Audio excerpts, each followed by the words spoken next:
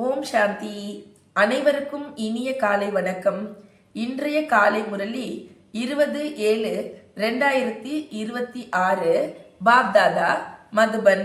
பாபா சொல்றாங்க, இனிமையான குழந்தைகளே, யாசிப்பவரிலிருந்து இளவரசர் ஆவதற்கான ஆதாரம் தூய்மையாகும்.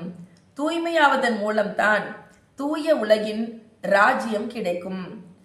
கேள்வி: இந்த ஆன்மீக பள்ளியில் கற்கும் எந்த ஒரு பாடம் உங்களை மனிதனிலிருந்து தேவதையாக ஆக்கிவிடுகிறது?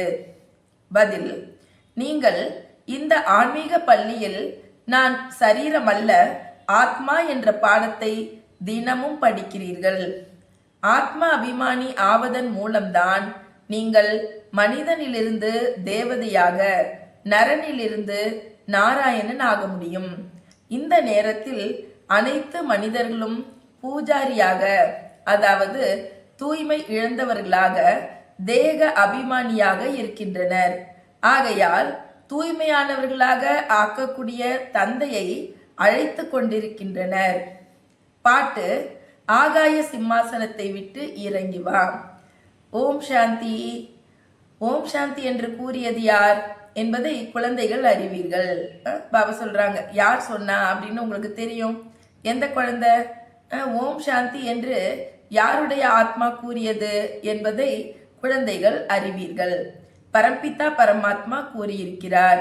மனித ஆத்மாக்கள் கூறவில்லை என்பதை குழந்தைகள் அறிவீர்கள் இல்லையா? எந்த இடத்துல யார் சொல்றாங்கன்னு நமக்கு தெரியும். இந்த வாணி நடத்தும் பொழுது நமக்கு சொல்றது யாரு? கண்டிப்பா பரம்பிதா பரமாத்மா. இதை பரம்பிதா பரமாத்மா சிவன் கூறியிருக்கின்றார். அவர் அனைவருக்கும் தந்தையானவர், உயர்ந்ததிலும் உயர்ந்தவர். இதெல்லாம் நீங்க பாட்டுல கேட்டிருக்கீங்க. இப்போது பாரதத்தில் மாயையின் நிழல் அதிகமாக பரவி இருக்கிறது இல்லையா? தெரியுது தானே? மாயையோட நிழல் அதிகமா இருந்தா கண்டிப்பா என்ன இருக்குங்க? துக்கம், அசாந்தி, கஷ்டம், கவலை, வேதனை சொல்லிக்கிட்டே போலாம். பயம், பீதி, இதெல்லாம் இப்ப பாரதத்துல அதிகமா இருக்குன்னா காரணம் என்ன? மாயையோடைய நிழல் அதிகமா பரவி இருக்குது. பாபா சொல்றாங்க, எல்லாரும் தூய்மை இல்லாம ஆயிட்டாங்க. அதனால தான் ஹே பதீத்த பாவனனே, மீண்டும் தூய்மையாக்குவதற்கு வாருங்கள் என்று அழைக்கின்றனர். பாபா சொல்றாங்க, ஆத்மாதான் தனது தந்தையை அழைக்கிறது. அவர்தான் பகவான் என்று கூறப்படுகிறார். அவரைத்தான் பதீத்த பாவனன், தூய்மைப்படுத்துபவர் என்று கூட கூறுகின்றோம். ஒரே ஒருவருக்கு தான் மகிமை பாடப்படுகிறது. என்னன்னு? பதீத்த பாவனன். இந்த ஒரு மகிமை யாருக்கும் பொருந்தாது. அவர் அனைத்து ஆத்மாக்களுக்கும் எல்லையற்ற தந்தையாக இருக்கிறார். இங்கு அனைவரும் தூய்மை இழந்தவர்களாக ஆகிவிட்டனர். அதனால்தான் ஹே பரம்பிதா பரமாத்மா என்று அழைக்கின்றனர். அவரே ஞான கடலாகவும் பதீத்த பாவனராகவும் இருக்கிறார். அது மட்டும் இல்லாமல் வேற என்னவா இருக்கிறார் பாபா? நமக்கு தந்தையாக இருக்கிறார், ஆசிரியராகவும் இருக்கிறாரு. ஏன்னா பாபா ஞான கடலா இருக்கிறாரு. அப்ப ஞான கடல் கண்டிப்பா ஞானத்தை வழங்குவார் இல்லையா? அதனால அப்பாவை நாம டீச்சர்னு சொல்லுவோம். உலகின் சர்வ சக்திவானாகவும் இருக்கிறார். அவர் வேதம், சாஸ்திரம், கிரந்தங்களையும் அறிந்தவராக இருக்கிறார். அவரைத்தான் ஞானம் நிறைந்தவர் என்று கூறுகின்றனர். ஆக இந்த நேரத்தில் அனைவரும் பரலோகிக்க தந்தையை அழைக்கின்றனர் இல்லையா? லௌகீக தந்தை இருந்தாலும் இப்ப எல்லாரும் யாரை கூப்பிடுறாங்க? பரலௌகிக்க தந்தை சிவபரமாத்மாவை கூப்பிடுறாங்க. ஏன்னா எல்லாருமே இப்ப துக்கமானவர்களா இருக்கிறாங்க. பரம்பிதா என்று சொல்றாங்க. அவருக்கு பேர் இருக்கணும் இல்லையா?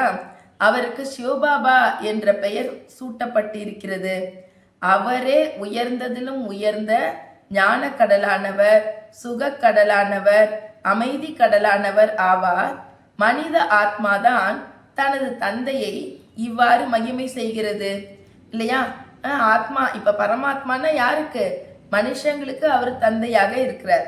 இங்க பிராணிகள் மற்றும் பறவைகளை பத்தி விஷயம் கிடையாது. இப்ப மனித ஆத்மாவின் தந்தை தான் யாரு? பரம்பிதா பரமாத்மா. உயர்ந்ததிலும் உயர்ந்த ஆத்மா யார்? பரம்பிதா பரமாத்மா. அவர் மட்டும்தான். அவர் பரம் ஆக இருக்கின்றார். பரம்னா உயர்ந்தவராக இருக்கிறாரு. அதனாலதான் இங்கிலீஷ்ல அவரை சுப்ரீம்னு சொல்றாங்க. பத்தீத்த மனிதர்களை அவர் பத்தீத்த மனிதர்களாக இருப்பவர்கள் அவரை நினைக்கிறாங்க. சத்தியுகத்துல பாரதம் தூய்மையாக இருந்த பொழுது தேவி தேவதைகளுடைய ராஜ்யம் இருந்துச்சு. அப்போது தூய்மையற்றவர்கள் யாரும் இல்லை இல்லையா? சத்தியுகத்துல ஒருத்தர் கூட அழுக்கானவங்க கிடையாது. இது தமோ பிரதான உலகமாகும். அதாவது உலகில் இருக்கும் மனிதர்கள் அனைவரும் பாவ ஆத்மாக்கள். இதே பாரதம் தூய்மையாக இருந்தது. இதே பாரதம் தான் இப்பொழுது தூய்மையை இழந்து விட்டதாகிவிட்டது இல்லையா? இந்த பாரதம் தான் சொர்க்கமா இருந்துச்சு. இந்த பாரதம் தான் இப்ப தூய்மை இழந்து நரகமாயிடுச்சு. இங்க கலியுகத்துல அனைவரும் தூய்மையற்றவர்கள். ஞான கடலான பதீத்த பாவன் பரம்பிதா பரமாத்மா பரந்தாமத்தில் இருந்து வந்து பிரம்மாவின் மூலம் நமக்கு படிப்பை கற்பிக்கின்றார் என்பதை நீங்கள் அறிவீர்கள் இல்லையா? பாபா நமக்காக வந்து பத்தீத்தமான உலகத்துல பத்தீத்தமான சரீரத்துல வந்து இந்த படிப்பை சொல்லித்தராருன்னு குழந்தைங்களாகிய உங்களுக்கு தான் தெரியும். அவருக்கு அவசியம் சரீரம் வேணும். ஏன்னா குழந்தைங்கள்லாம் சரீரத்தோடு இருக்கும் பொழுது சரீரத்தோடு இருந்து புரிய வச்சாதான் குழந்தைங்க புரிஞ்சுக்குவாங்க. இந்த விஷயங்கள் எந்த சாஸ்திரங்களிலும் கிடையாது. அனைத்தையும் அறிந்த அதிகாரம் படைத்தவராக இருக்கக்கூடியவர் ஞான கடலானவர் ஆவார். அவர்தான் விஷ்ணுவின் நாபியிலிருந்து பிரம்மா வெளிப்பட்டார் என்ற சித்திரம் பாரதத்துல காண்பிக்கிறாங்கன்னா அதை நமக்கு எடுத்து சொன்னது யாருன்னா ஞான கடலானவர் பரம்பிதா பரமாத்மா. அவரது கையில சாஸ்திரங்களை கொடுத்துட்டாங்க. பாபா சொல்றாங்க, இப்ப விஷ்ணு எந்த சாஸ்திரங்களின் சாரத்தையும் சொல்றது இல்ல. பரம்பிதா பரமாத்மா ஞான கடலானவர் பிரம்மாவின் மூலம் அனைத்து சாஸ்திரங்களின் சாரத்தை புரிய வைக்கிறாங்க. பிரம்மா விஷ்ணு சங்கரையும் படைச்சவர் யார் அப்படின்னா அது கூட யாரு? சிவபாபா. பிரம்மாவை அல்லது விஷ்ணுவை ஞானக்கடல் என்று கூறுவது கிடையாது. பிரம்மா என்ன விஷ்ணு என்ன யாரையுமே பரம்பிதா பரமாத்மா சிவனை தவிர யாரையுமே ஞானக்கடல்னு கூற முடியாது. சங்கருக்கான விஷயத்தையே விட்டுடுங்கன்றார் பாபா. சங்கரே விடுங்க, பிரம்மா விஷ்ணு சங்கர் கூட ஞானக்கடல் கிடையாது. இப்போது ஞானக்கடல் யார்? உயர்ந்ததிலும் உயர்ந்த நிராகார பரமாத்மா. அவர்தான் பத்தீத்த பாவனாவார். இந்த மகிமை அந்த ஒரு பரம்பிதா பரமாத்மா உடையது. இங்கும் ஆத்மாவிற்கு தான் மகிமை ஏற்படுகிறது. ஆத்மாதான் சரீரத்தின் மூலம் நான் ஜனாதிபதியாக இருக்கின்றேன், நான் வக்கீலாக, நான் இந்த மந்திரியாக இருக்கின்றேன் என்று கூறுகிறது இல்லையா? நான் சொல்றது யாரு? ஆத்மா. பாபா சொல்றாங்க, இந்த நேரத்துல தந்தை வந்து சொல்றாரு, குழந்தைகளே ஆத்மா அபிமானி ஆகுங்கள். ஏன் பாபா அவ்வளவு சொல்றாங்க? நம்மளுடைய இவ்வளோ கஷ்டத்துக்கும் காரணம் என்ன? தேக அபிமானத்துல வந்தது. அதனாலதான் முதல் பாடத்தை ஸ்டார்ட் பண்றாரு. குழந்தைகளே, ஆத்ம அபிமானி ஆகுங்கள். இந்த பாடத்தை கற்பிக்க உங்களது தந்தையாகிய நான் வந்திருக்கின்றேன். மனிதனிலிருந்து தேவதை, நரனிலிருந்து நாராயணன், நாரியிலிருந்து லக்ஷ்மி ஆவதற்கான பள்ளிக்கூடம் இதுவாகும். ஒவ்வொரு இடத்துல இல்லையா, லா காலேஜில் லாயர் ஆவாங்க, இன்ஜினியரிங் காலேஜில் இன்ஜினியர் ஆவாங்க. இங்கே பாபா சொல்றாரு, மனுஷன்லாம் நாராயண் ஆவாங்க, பெண்கள் எல்லாம் லக்ஷ்மி ஆகக்கூடிய பள்ளிக்கூடம் இது. ஹே பரம்பிதா பரமாத்மா என்று கூறி தந்தையை அனைவரும் அழைக்கின்றனர். இப்போது நிராகார உலகிலிருந்து சாக்கார உலகிற்கு வாருங்கள், ரூபத்தை மாற்றிக்கொள்ளுங்கள். முன்னாடி நாம கூப்பிட்டோம், ஆகாய சிம்மாசனத்தை விட்டு இறங்கி வா, உன்னுடைய ரூபத்தை மாத்திட்டு வான்னு. இப்ப பாபா சொல்றாரு, நீங்க வாங்க. எங்க? அதாவது பாபாக்கு சொல்றோம், நிராகார உலகத்திலிருந்து சாக்கார உலகத்துக்கு வாங்க, ரூபத்தை மாத்தி. நிராகார ஆத்மாக்களாகிய நீங்கள் சரீரத்தில் வரும் பொழுது கர்ப்பத்தில் வருகிறீர்கள், மறுபிறவி எடுக்கிறீர்கள். நீங்கள் 84 பிறவிகள் கர்ப்பத்தில் எடுத்தீர்கள் என்று தந்தை புரிய வைக்கிறாரு. ஒரு சரீரத்தை விடுத்து பிறகு கர்ப்பத்தில் சென்று விடுகிறீர்கள். இவ்வாறு 84 பிறவிகள் எடுக்கிறீர்கள். பாபா சொல்றாங்க, நான் கர்ப்பத்துல வர்றது கிடையாது. பாரதவாசிகள் உண்மையில் தேவி தேவதா தர்மத்தை சார்ந்தவர்கள் ஆவர். பிறகு ஏனியில இறங்கி வந்தாங்க. பாபா சொல்றாங்க, சத்திரிய வர்ணத்துல பிறகு வைஷ்ய சூத்ர வர்ணத்துல கலைகள் குறைஞ்சிக்கிட்டே வந்தது. பாரதம் 16 கலைகள் நிறைந்ததாக இருந்தது, பிறகு 14 கலைகள் உடையதாக ஆனது. பாரதவாசிகள் தங்களது பிறவிகளை பற்றி அறியவில்லை. 84 பிறவிகள் பாரதவாசிகள் மட்டும்தான் எடுக்கின்றனர்.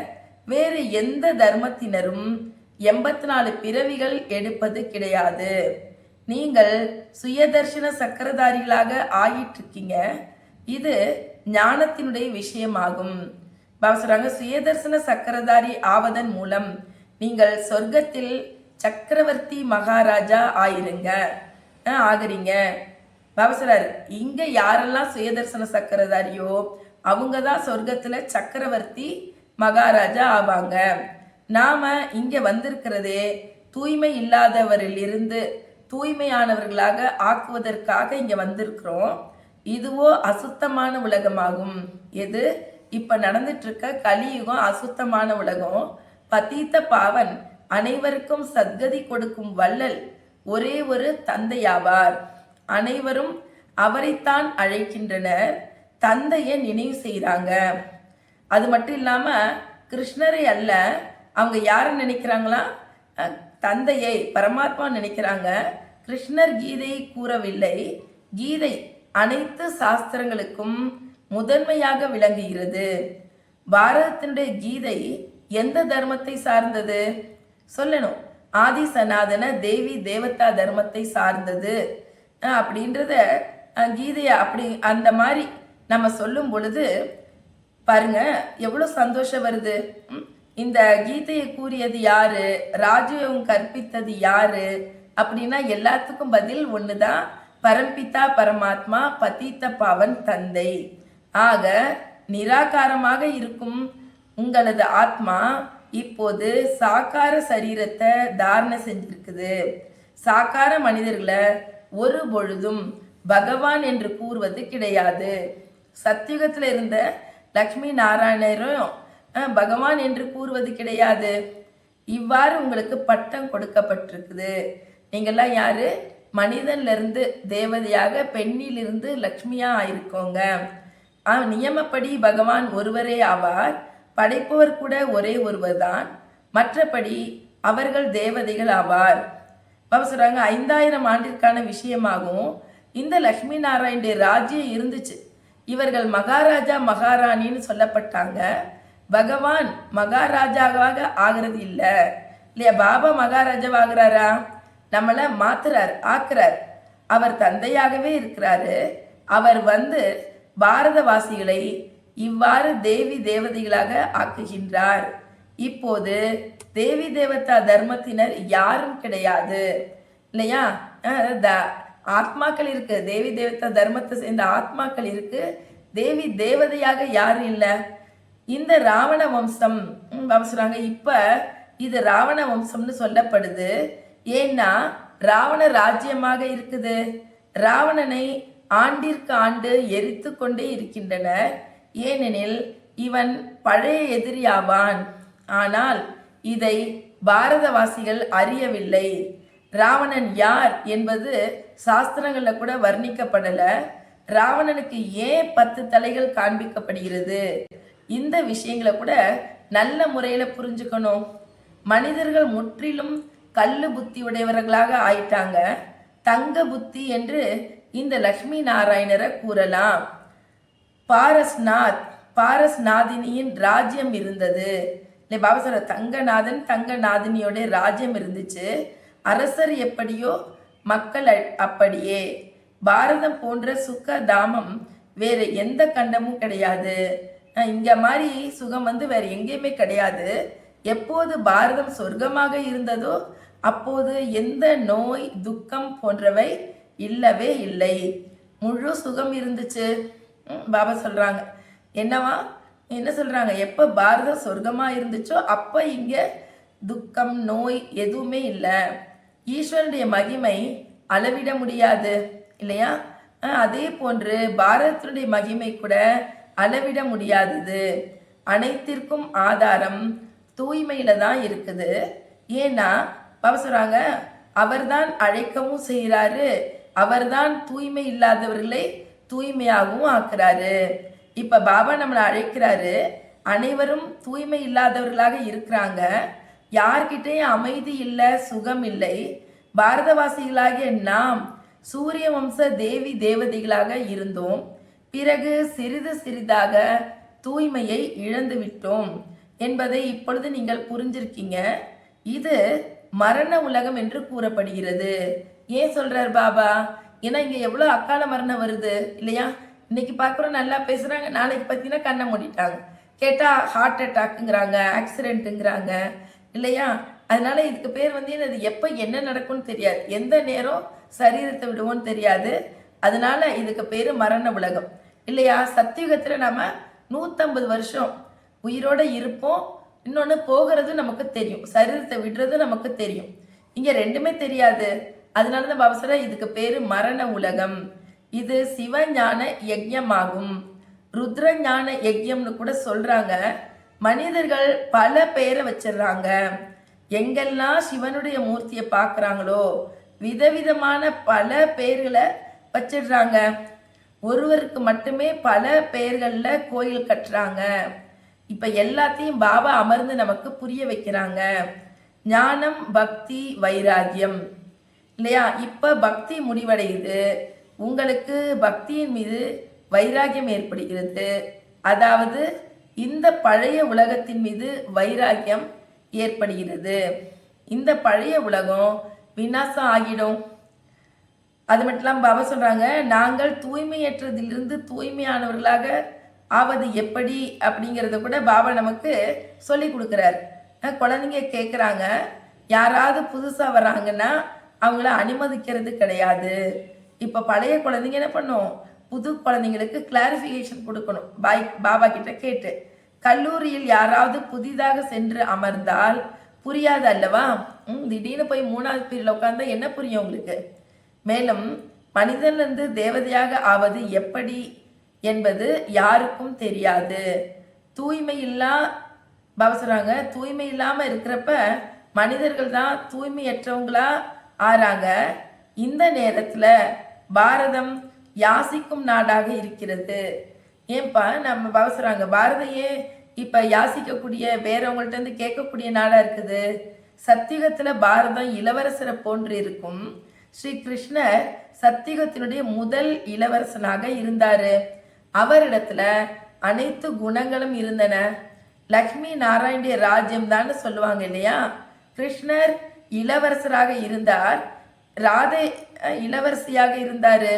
பாபா வாணில சொல்றாங்க இல்லையா, இளவரசன் வேற ராஜ்யத்துல இருப்பாங்க, கிருஷ்ணன் அது மாதிரி ராதே இளவரசி வேற ராஜ்யத்துல இருப்பாங்க. அவர் எந்த கீதையும் கூறவில்லை. ஸ்ரீ கிருஷ்ணர் உங்களுக்கு எந்த கீதையும் கூறல. அவர் சத்தியுகத்தினுடைய இளவரசர் ஆவார். தூய்மையற்ற மனிதர்களை தூய்மைப்படுத்துவதற்காக பாபா கீதை சொல்லியிருக்காங்க அப்படிங்கிறது இருக்கவே முடியாது. இவை அனைத்தும் பக்தி மார்க்கத்தினுடைய சாஸ்திரமாகும். சாஸ்திரங்களுக்கு எவ்வளோ மகிமை இருக்குது. சத்தியுகத்துல எந்த சாஸ்திரமோ பக்தி மார்க்கத்துடைய சித்திரங்களோ இருக்க முடியாது. அங்கு ஞானத்தினுடைய பலன் 21 பிறவிகளுக்கு கிடைக்கும். மீண்டும் சத்தியுகத்தினுடைய பாக்கியத்தை எடுத்துக்கொண்டு இருக்கிறீர்கள். பாரதவாசிகள் சத்தியுகத்தில் 5000 ஆண்டுகளுக்கு முன்பு உலகின் எஜமானர்களா இருந்தாங்க. வேற எந்த பிரிவினையும் கிடையாது. 5000 ஆண்டிற்கான விஷயம் இல்லையா? பாபா உங்களுக்கு என்ன நாடக சக்கரத்தை பத்தி சொல்றாரு. எல்லாம் 5000 வருஷம்தான். இப்போது கலியுகத்தினுடைய இறுதி இல்லையா? விநாசம் எதிரில நிற்குது. இந்த மாதிரி பகவான் இந்த ஞான யஜ்யத்தை படைக்கிறாங்க. பத்தீத்த கலியுகத்தை பாவன சத்தியுகமாக ஆக்குவதற்காக பாபா சொல்றாரு, அதை மாற்றணும். இந்த அழுக்கான கலியுகத்தை தூய்மையான சத்தியுகமாக ஆக்கிறதுக்கு அவசியம் தூய்மையற்ற உலகம் விநாசம் ஆகிவிடும். இதெல்லாம் பராமரிப்பு வேலையெல்லாம் கிடையாது, ரெனிவேஷன்லாம் இல்லை, ஸ்ட்ரைட்டாக டிமாலிஷ் தான். பாபா எல்லாத்தையும் அழிச்சிட்டு புது உலக ஸ்தாபனை பண்ண போகிறேன். பிரம்மாவின் மூலம் ஆதி சனாதன தேவி தேவதா தர்மத்தினுடைய ஸ்தாபனை அப்படின்னு பாடப்பட்டிருக்குது. இதை இப்போது சிவபாபா பிரம்மாவுடைய மூலமாக, பிரம்மாவுடைய வாய் மூலமாக செய்ய வைக்கிறாரு. அவர் பிரஜாபிதா ஆவார். அனைவரும் அவரது வம்சத்தினர்கள். பிரம்மாவுடைய சொல்றாங்க, பிரம்மா மூலம்தான் சொர்க்க ஸ்தாபனை ஆகுது. இன்றிலிருந்து 5000 ஆண்டுகளுக்கு முன் 5000 ஆண்டிற்கு முன்பும் உங்களுக்கு ராஜ்யோகம் கற்பிச்சேன். நான் சங்கமிகத்தில் வந்திருக்கேன். பாபா சொல்றாரு, நான் சங்கமிகத்தில் வந்திருக்கேன், ஆனால் நான் கிருஷ்ணன் இல்லை, நான் தான் வந்திருக்கேன்னு பாபா சொல்றாரு. கிருஷ்ணர் அசுத்தமான உலகத்தில் வர முடியாது. இந்த நேரம் பாபா தான் வந்திருக்காங்க. அவர் தான் அனைவருக்கும் சத்கதி கொடுக்கும் வள்ளல் ஆவாரு. மனிதர்களுக்கு சத்கதி வழங்க முடியாது. அனைவரும் நினைவு செய்வதும் ஒருவரை ஒருவர் தான். பாபா சொல்றாங்க, எல்லாருமே அந்த ஒரே ஒருத்தர் தான் நினைக்கிறாங்க. யாரு? பரம்பித்தா பரமாத்மா சிவன் பரந்தாமத்துல இருக்கிறாரு அப்படிங்கிறத குழந்தைகளாகிய நீங்க புரிஞ்சிருக்கீங்க. அது பிரம்ம மக தத்துவமாகும். மேல இருக்கிறது வெறும் மகா தத்துவமாகும். மற்றும் அங்க ஆத்மாக்கள் மகாத்மாக்களை போன்று ஆத்மாக்கள் மகாத்மாக்களை போல தூய்மையா இருக்கும். பரந்தாமத்துல எல்லா ஆத்மாக்களுமே தூய்மையாக இருக்கும். இங்க மகான் ஆத்மா பத்தித்த ஆத்மான்னு சொல்லப்படுது இல்லையா? உண்மையிலேயே இங்க யாருமே மகான் ஆத்மா கிடையாது. சொல்றாங்க, ஆத்மா தான் தூய்மையா சத்தோ பிரதானமா ஆகணும். ஞானம் மற்றும் யோகத்தினால் அன்றி தண்ணீரினால் அல்ல. சொல்றாங்க, இப்ப ஆத்மா தூய்மையாகும்னா ஞானம் மற்றும் யோகம் வேணும். அதை விட்டுட்டு வெறுமனை தண்ணியை தூக்கிட்டு ஆத்மாவை தூய்மைப்படுத்துறேன்னு நிற்காதீங்க. தூய்மை இல்லாததாக இப்ப பாரதம் ஆகி இருக்குது. ஆத்மா தான் சொல்றாங்க, ஆத்மாவில தான் கரைகள் படிந்திருக்கிறது. ஆத்மா தான் தங்கம் வெள்ளி தாமிரம் இரும்பாக ஆகிறது. இப்போது தூய்மை இல்லாமல் இருக்கின்ற ஆத்மாக்களை யார் தூய்மையாக்குறது? பவசற்ற எல்லாரும் அழுக்கா இருக்கீங்க, விகாரமா இருக்கீங்கன்னு உங்க எல்லாரையும் யார் தூய்மையாக்குவது? பரம்பிதா பரமாத்மாவை தவிர வேறு யாரும் தூய்மை ஆக்க முடியாது இல்லையா? நம்மளை தூய்மை ஆக்கணும்னா பரம்பிதா பரமாத்மா வேணும். அவரை தவிர யாராலையும் நம்மளை தூய்மை ஆக்க முடியாது என ஒருவனை நினைவு செய்யுங்கள், உங்களது பாவங்கள் அழிந்துவிடும் என்று தந்தையே புரிய வைக்கிறாங்க. எந்த அளவிற்கு நினைவு செய்வீங்களோ அந்த அளவிற்கு தூய்மையற்றதிலிருந்து தூய்மையாக ஆவீர்கள். இதில் தான் உழைப்பு இருக்கிறது. தூய்மையற்ற நிலையிலிருந்து தூய்மை ஆகிறதுக்கு தான் உழைப்பு வேணும். முழு ஞானமும் புத்தியில இருக்குது. இந்த சக்கரம் எவ்வாறு சுற்றுகிறது? நாம் 84 பிறவிகள் எவ்வாறு எடுக்கின்றோம்? சத்தியுகத்துல எத்தனை காலம் ராஜ்யம் நடைபெறுது? பிறகு ராவணன் எப்ப வரான்? ராவணன் யாரு? இது எதுவுமே யாருக்குமே தெரியாது. எப்பொழுதுலேருந்து ராவணனை எரிச்சிட்டு வரோம் அதுவும் யாருக்கும் தெரியாது. ஒவ்வொரு ஆண்டு எரிக்கிறாங்க. சத்தியுகத்தில் எரிக்க மாட்டாங்க. இந்த மாதிரி என்னது பொம்மை செஞ்சு எரிக்கிறதெல்லாம் இங்கே தான் நடக்கும். சத்தியுகத்திலலாம் இந்த மாதிரி செய்ய மாட்டீங்க. இப்போது இருப்பதோ ராவண ராஜ்யமாகும். ராம ராஜ்யத்தை யாரும் ஸ்தாபனை செய்ய முடியாது. அவசராங்க என்ன ராமராஜ்ய ஸ்தாபனை பண்ணணுமா? தந்தையினுடைய காரியம். தூய்மை இல்லாத மனிதர்களால் இந்த என்னது புது உலகத்தை ஸ்தாபனை செய்கிறது, பழைய உலகத்தை அழிக்கிறது அப்படிங்கிற விஷயத்தை அவங்களால செய்ய முடியாது. அவை அனைத்தும் விநாசமாகிவிடும். நீங்கள் என்னதான் நேற்று வாழ்ந்து சொன்ன இல்லையா, நீங்கள் என்னதான் அடித்தளத்தை பக்கம் ஆக்குனாலும், இப்போ எல்லாரும் அடித்தளத்தை பக்கம் ஆக்குறாங்கன்னு சொன்னாரு. ஆனால் அழுக்குலேருந்து தூய்மையாக்குறதுன்னு பார்த்தா அது ஒரு பாபாவுடைய செயல் மட்டும்தான். அவசரம் தூய்மையற்ற உலகமோ விநாசம் ஆகணும். ஹே பதீத்த பாவனனே பாருங்கள் என்று சத்தியுகத்தில் ஒருத்தரும் கூப்பிட மாட்டாங்க. அது இருக்கிறதே தூய்மையான உலகம் அல்லவா? இந்த லக்ஷ்மி நாராயணனை அவசரம் இவ்வாறு சொர்க்கத்திற்கு எஜமானரா ஆக்கியது யார் இல்லையா? யார் இந்த போஸ்ட்ல உட்கார வச்சா லக்ஷ்மி நாராயணரை அப்படின்னு கேட்குறாங்க. இப்போ உங்களுக்கு தெரியும். பிறகு அவர்கள் 84 பிறவிகள் எப்படி எடுத்தனர்? ஆதி சனாதன தேவி தேவதா தர்மம் மட்டுமே, அதாவது அந்த தர்மத்தில் இருக்கவங்க மட்டுமே 84 பிறவிகள் எடுக்கின்றனர். அவர்களே இந்த நேரத்தில் சூத்திர வம்சத்தினரா ஆயிருக்காங்க. இப்ப மீண்டும் பிராமண வம்சத்தவரா ஆகியிருக்காங்க. இப்ப நீங்க பிராமணர்கள் உச்சி குடுமி போன்றவர்கள். இது உயர்ந்ததிலும் உயர்ந்த குடுமியாகும். பிரம்மா வாய் வழி வந்த பிராமண குல பூஷணர்கள். இப்போது நீங்கள் நீங்களாம் யாரு? பிரம்மா வாய் வழி மூலமாக பிறந்த பிராமண குல பூஷணர்கள். நீங்க குழந்தையாகவும் இருக்கிறீங்க, பேரம் பேத்திகளாகவும் இருக்கீங்க இல்லையா? பாபா சகல சம்பந்தத்தையும் காப்பாத்துறார். எந்த உறவுல நினைக்கிறோமோ அந்த உறவுல நம்மளை சந்தோஷப்படுத்த தயாராக இருக்காரு. பாபா சொல்றாரு, சில பேருக்கு பிரம்மா குமார் குமாரிகள் அவங்களுக்கு தாத்தாவுடைய ஆஸ்தி கிடைக்குது. அதனால பாபா சொல்ற என்னை மட்டும் நிரந்தரமா நினைவு செய்யுங்க, தூய்மை ஆகுங்க, நீங்க என் கூடவே முக்தி தாமத்திற்கு வந்துடுவீங்க. யாரெல்லாம் கல்பத்துக்கு முன்பு செஞ்சாங்களோ அவர்கள்தான் இந்த விஷயங்களை புரிஞ்சிக்க முடியும். பாபா சொல்றாங்க, அவர்கள் ஆயிரக்கணக்கானவங்க இருக்கிறாங்கன்னா இது எத்தனை பிகே இருக்கீங்க?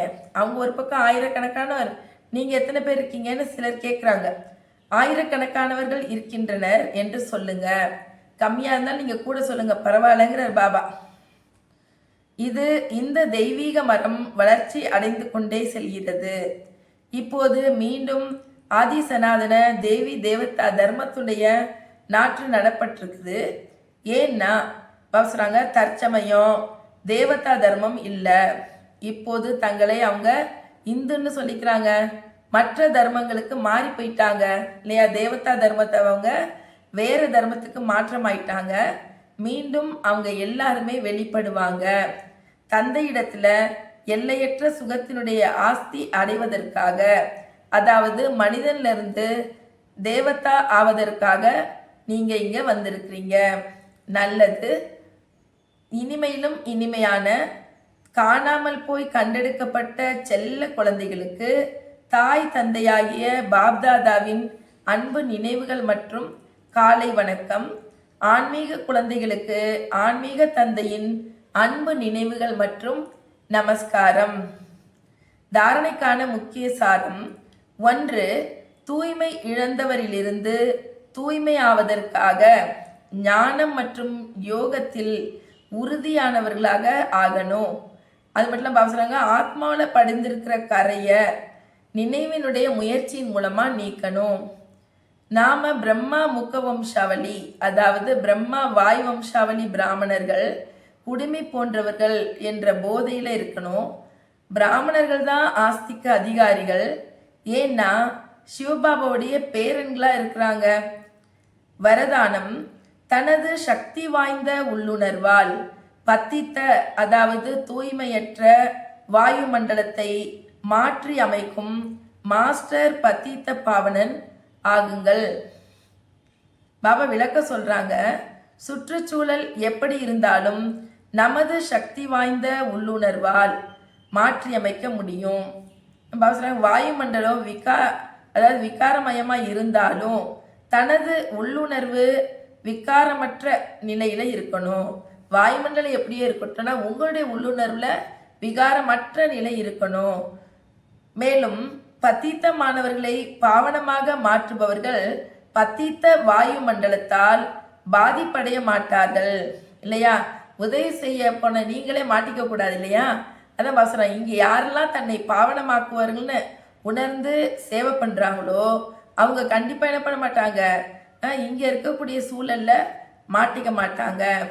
மாஸ்டர் பத்தீத்த பாவனியாக மாறி தனது சக்தி வாய்ந்த உள்ளுணர்வால் தூய்மையற்ற பலவீனமான வாயுமண்டலத்தை அகற்றுங்கள். அதை பற்றி வர்ணனை செய்து வாயுமண்டலத்தை உருவாக்காதீர்கள். பலவீனமான மற்றும் பத்தீத்தமான வாயுமண்டலத்தை பற்றி வர்ணனை செய்வதும் பாவமாகும். பாருங்க, அழுக்கான உலகத்தை வர்ணிக்கிறது கூட பாவங்கிறார் பாபா.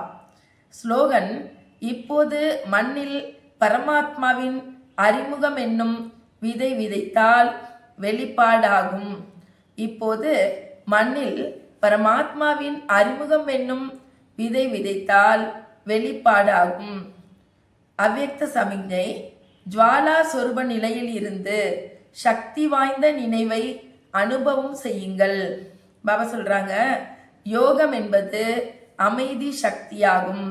இந்த அமைதி சக்தி சுலபமாகவே தன்னையும் பிறரையும் மாற்றிவிடும். இதனால் மனிதரும் மாறுவர் எனில் இயற்கையும் மாறும். பாபா சொல்றாங்க, மனிதர்களுக்கு வாய் மூலமாக பாடம் நடத்துவீங்க, ஆனா இயற்கைக்கு அமைதி சக்தி எனும் யோக பலம் தேவை. யோகத்துல நிலை பெறும் பொழுது நீங்க எந்த அளவுக்கு யோகத்துல ஸ்ட்ராங் ஆகுறீங்களோ, நிலையாகிறீங்களோ, அவர்களுடைய அனைத்து எண்ணங்களும் சாந்தமடைகின்றது. நானும் பாபாவும் ஒரே சங்கல்பமே உள்ளது. இதுவே சக்திசாலி யோகமாகும். தந்தையின் சக்தியின் அதாவது தந்தையின் சந்திப்பின் அனுபவம், இதை தவிர மற்ற அனைத்து எண்ணங்களும் அடங்க வேண்டும். அப்போதே ஜுவாலா ரூபமான நினைவு என்று அழைக்கப்படும். அதன் மூலமே மாற்றம் நிகழும். நல்லது. ஓம் சாந்தி.